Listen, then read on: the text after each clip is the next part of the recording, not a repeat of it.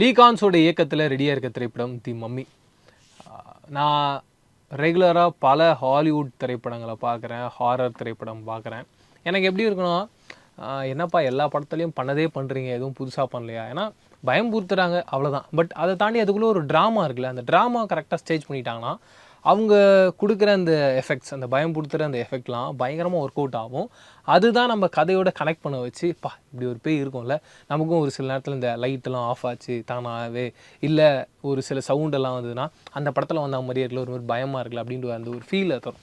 அப்படி ஒரு ஃபீல் எனக்கு ரெகுலராக ரீசெண்டாக நிறைய பேய் படங்களை பார்த்துட்டேன். எந்த ஒரு இடத்துலையும் அந்த ஒரு ஹை மூமெண்ட்டே எனக்கு இல்லாமல் இருக்குது. எக்ஸாம்பிள் சொல்கிறேன், ஒரு ஸ்டாண்டர்டாக ஒரு சில டைட்டில் இருக்குங்களா, ஈவில் டெட் அந்த மாதிரியான திரைப்படங்கள்லாம் இப்போயே வந்து அதுக்கான அடுத்தடுத்த பார்ட் எடுக்கிறாங்க. நானும் அதெல்லாம் போய் பார்க்குறேன். ஆனால் அப்படி ஒன்றும் இல்லை, ஓகே அந்த பேருக்காக நம்ம போய் பார்க்குறோம், அவங்களும் ஏதோ ஒன்று பண்ணி வச்சுருக்காங்க அப்படின்ற ஒரு எண்ணம் தான் நமக்குள்ளே இருந்து. ஆனால் எனக்கு இந்த மம்மியை பார்க்கும்போது எனக்கு பழைய மம்மி ஞாபகம் வந்தது. அந்த ஈஜிப்டுக்குள்ளே போவாங்க, அவங்க ஒரு ட்ரெஷர் இருக்கும், அது திருடுவாங்க, அப்படி ஒரு ஐடியாலஜிக்குள்ளே தான் நான் போனேன். ஏன்னா நான் ட்ரெய்லரை பெரிய அளவில் பார்க்கல, அங்கங்கே அந்த போஸ்டரை பார்த்துட்டு தான் நான் உள்ளே அப்ரோச் பண்ணேன். ஆனால் படத்தை போய் பார்த்தீங்கன்னா, ஃபர்ஸ்ட் ஆஃப் ஆல் அந்த படத்தோட கதையை பற்றி சொல்கிறேன். ஓப்பனிங்கில் ஒரு அப்பா அம்மா இருக்காங்க, ஒரு குழந்தை இருக்காங்க. அவங்க அந்த அப்பா அம்மா 2 பேருமே வந்து ஒர்க்கிங்காக இருக்காங்க. அப்படி இருக்கும்போது வீட்டில் வந்து ஏற்கனவே 2 பசங்க இருக்காங்க. அந்த பெரிய பொண்ணு ஒரு அக்கா இருக்கான்.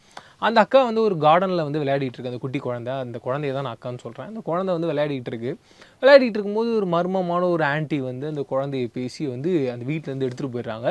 இது அப்பா வந்து ஃபியூ செகண்ட்ஸில் கண்டுபிடிச்சிடுறாரு. அந்த குழந்தைய எப்படியாவது பிடிச்சிடணும் அப்படின்னு பார்க்குறாரு. அவங்க இருக்கிற ஏரியானா அந்த மணல் சூறாவளி காற்று, இந்த மணல் புயல் அப்படின்னு சொல்லுவாங்க. அந்த மணல் புயல் அடிக்குது. அதில் அந்த குழந்தைய தூக்கிட்டு அந்த விட்ச் வந்து எஸ்கேப் ஆகிடுறான். இந்த ஒரு மேஜிக்கலான ஒரு உமன் எஸ்கேப் ஆகிட்டாலே இவள் எப்படி தேடி கண்டுபிடிக்கிறது, இவங்களும் போலீஸ்லலாம் போய் கம்ப்ளைண்ட் பண்ணுறாங்க.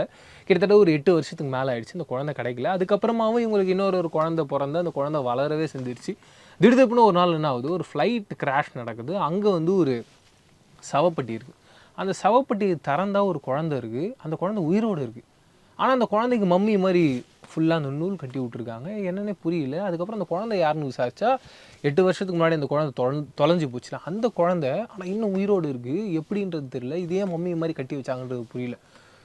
இவங்க வீட்டுக்கு கொண்டு வராங்க. ஒரு சில நாட்கள் கடந்து போகுது. கடந்து போனதுக்கப்புறமா அந்த குழந்தை ரொம்ப அப்நார்மலாக நடந்துக்க ஆரம்பிக்குது. இவங்க வீட்டில் தொடர்ந்து பல பயங்கரமான சம்பவங்கள்லாம் நடக்குது.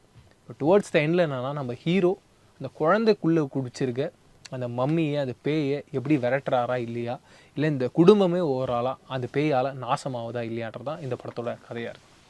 நீங்கள் யோசிச்சு பாருங்கள், ட்ராமாவை அப்படி செட் பண்ணியிருந்தாங்க. ஒரு அப்பா அம்மாவுக்கு ஒரு குழந்தை மேலே எந்த அளவுக்கு ஒரு லவ் இருக்கும், எந்த எக்ஸ்ட்ரீமுக்கு மேலே போனாங்கன்னா குழந்தையாவது மண்ணாங்கட்டியாவது அந்த பேய்கிட்டேருந்து நம்ம தப்பிச்சா போதுன்ற எண்ணத்துக்கு வருவாங்கன்னு, இப்படி எல்லா ஆர்க்லேயும் ஒரு அப்பா கேரக்டர்லேருந்து ஒரு அம்மா கேரக்டர்லேருந்து அவங்களுக்கு இருக்க அந்த தம்பி கேரக்டராக இருக்கட்டும், தங்கச்சி கேரக்டராக இருக்கட்டும், எல்லா இடத்துலையும் அப்படி விளையாடி இருந்தாங்க.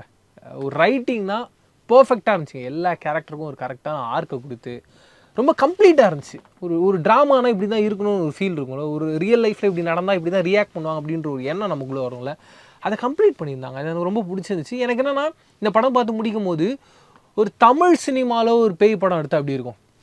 அதில் ஒரு ஹீரோ மாஸ் ஒன்று இருக்கும்ல, அந்த ஹீரோ மாஸை இந்த படத்தை எனக்கு ஃபீல் பண்ண வச்சுருந்தாங்க. அந்த ஹீரோ அந்த குழந்தைக்காக எந்த அளவுக்கு எக்ஸ்ட்ரீம் போவார், அவர் உயிரையே பணைய வைக்கிறதுக்கு ஒன்று போனார்ல. எக்ஸாம்பிள் சந்திரமுகியில் ஒரு சீக்வன்ஸ் இருக்கும். ஃப்ரெண்டோட ஒய்ஃபுக்காக, அதாவது ஃப்ரெண்டு வந்து அவர் காசு கொடுத்து இத்தனை வருஷமாக அவர் கூட வச்சுருந்தாருன்றதுக்காக ரஜினி சார் ஒரு விஷயத்த பண்ணுவார். அந்த அளவுக்கு எக்ஸ்ட்ரீமில் இந்த படத்தோட ஒரு சீன் இருக்கும். அவங்க குழந்தைக்காக எந்த அளவுக்கு ஒரு எக்ஸ்ட்ரீமுக்கு ஒரு அப்பா போகிறாருன்னு நான்லாம் மறந்துட்டேன். என்னப்பா நீங்கள் ஹாலிவுட்லாம் வந்து டோட்டலாக தமிழ் சினிமா ஏதாவது பார்க்குறீங்களா, அப்படி ஒரு படங்கள் பண்ணணும்னு ஆசைப்படுறீங்களா? தொடர்ந்து நான் பார்க்குறேன் அந்த அவதார் எல்லாமே அந்த ஒரு ஸ்டைலில் அந்த ஒரு டச்சில் இருக்குது. ஆனால் ஆர்டிஸ்ட்லாம் வந்து ஹாலிவுட் ஆர்டிஸ்ட் அப்படி ஒரு ஜோனுக்குள்ளே இருந்தது. டெக்னிக்லாம் நான் சொல்லணும்னு இல்லைங்க, மிரட்டிட்டாங்க. மேக்கப்பாக இருக்கட்டும், சவுண்டாக இருக்கட்டும், சினிமோட்டோகிராஃபியாக இருக்கட்டும், எஃபெக்ட்ஸாக இருக்கட்டும், அண்ட் அந்த மணல் புயல் சொன்னேன் தெரியுங்களா, அதுக்கு அவங்க பண்ண கிராஃபிக்ஸாக இருக்கட்டும், சவுண்டு முக்கியமாக நான் பேசி ஆகணும். எதுக்காக நான் சொல்கிறேன்னா, நம்ம ரெகுலராக பல படங்கள் தொடர்ந்து நம்ம பார்த்துக்கிட்டே இருக்கோம். அந்த படங்களெல்லாம் என்ன தோணும் அப்படின்னா, ஒரு சவுண்டு இருக்குது அப்படின்னா அதை ஆர்டிஃபிஷியலாக க்ரியேட் பண்ணுவாங்க. அதை நம்ப வைக்கிறதுக்காக நம்ம ஒன்று பண்ணுவோம். பட் ரியலிஸ்டிக்காக இருக்க சவுண்டு ரொம்ப டிஃப்ரெண்ட்டாக இருக்கும். இவங்க என்ன பண்ணியிருக்காங்கன்னா, ரியலிஸ்டிக்காக இருக்க சவுண்டு எப்படி இருக்கும் அதை வச்சே நம்மளால் பயன்படுத்த முடியுன்ற ஒரு ஐடியாக்குள்ளே வந்து சவுண்டில் ஒன்று ஒர்க் பண்ணியிருக்காங்க பாருங்கள். டெஃபினட்டாக சொல்கிறேன், அடி வயிறுலாம் கலங்கும். அதுவும் இந்த படத்தில் வந்து வெறும் ஹாரராக பயம்படுத்துறது மட்டும் இல்லாமல் த்ரில்லராக, எக்ஸாம்பிள் ஒரு ஆக்சிடென்ட் நடக்குதுன்னா நம்ம பல்ல கூசுற மாதிரி, கண்ணை மூடுற மாதிரியான சீக்வன்ஸ்லாம் இருக்கும்ல, அப்பேற்பட்ட சீக்வன்ஸ் நிறைய இருக்குது. அதையும் இந்த படத்தில் பயங்கரமாக ஹேண்டில் பண்ணியிருந்தாங்க. அண்டு அந்த ஒரு ஆயா கேரக்டர் இந்த படத்தில் ஒன்று வருவாங்க, அதை வச்சு ஒன்று பண்ணியிருப்பாங்க. அதெல்லாம் எனக்கு பிளாஸ்ட்டாக ஒர்க் அவுட் ஆச்சுங்க. ஓவராலாக ரொம்ப நாள் கழித்து ரொம்ப பர்ஃபெக்டான ஒரு ஹாரர் த்ரில்லர் நல்ல ட்ராமா உள்ள ஒரு பேய் படத்தை பார்த்தோன்னு ஒரு ஃபீலு. இதை தாண்டி நீங்கள் தி மம்மியை பார்த்துருந்தீங்க, நான் என்ஜாய் பண்ண அளவுக்கு என்ஜாய் பண்ணிங்கன்னா, இல்லை எனக்கு இது வந்து ஓரளவுக்கு ஒர்க் அவுட் ஆகலை, இல்லை சுமாராக இருந்தது அப்படின்னு ஃபீல் பண்ணிங்களா அப்படின்றத கமெண்ட் செக்ஷனில் ஷேர் பண்ணிக்கோங்க. வேறு ஒரு ரிவ்யூவில் சந்திக்கிறேன். அதர் இன்டடாக பேசுகிறேன். நான் பிரவீன் கேஎஸ். பாய்.